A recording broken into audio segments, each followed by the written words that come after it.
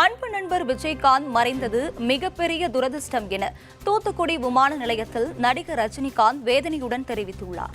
மறைந்த கேப்டன் விஜயகாந்தை காண படப்பிடிப்பை பாதியிலேயே நிறுத்திவிட்டு தூத்துக்குடி விமான நிலையம் வந்த நடிகர் ரஜினிகாந்த் செய்தியாளர்களிடம் பேசினார். அதில் விஜயகாந்த் மிகுந்த மன உறுதி உள்ள மனிதர் என்பதால் எப்படியும் அவர் உடல்நிலை தேறிவிடும் என்று அனைவரும் நினைத்தோம். ஆனால் தேமுதிக பொதுக்குழுவில் அவரை பார்க்கும்போது எனக்கு உறுதி கொஞ்சம் குறைந்து விட்டது என கவலையுடன் கூறினார். மேலும் விஜயகாந்த் மட்டும் இருந்திருந்தால் தமிழக அரசியலில் மிகப்பெரிய சக்தியாக இருந்திருப்பார் என அவர் பெருமிதம் தெரிவித்தார். மனசு ரொம்ப கஷ்டமா இருக்கு. விஜயகாந்த் அவர்கள் அசாத்தியமான ஒரு மன உறுதி உள்ள மனிதர். எப்படியோ அந்த உடல்நலத்தில் ஒரு தேறிட்டு வந்துடுவாருன்னு சொல்லிட்டு எல்லாரும் நினைச்சோம். ஆனால் சமீபத்தில் நடந்த அவங்க தேமுதிக அந்த பொதுக்குழுவில் அவர் பார்க்கும்போது எனக்கு கொஞ்சம் நம்பிக்கை கம்மியாயிடுச்சு.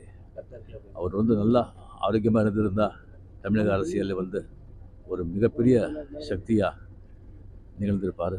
தமிழ் மக்களுக்கு நிறைய நல்லது பண்ணியிருப்பார். அந்த பாக்கியத்தை தமிழ் மக்கள் இருந்திருக்கும். அவங்க ஆத்மசாந்தி அடையட்டும்.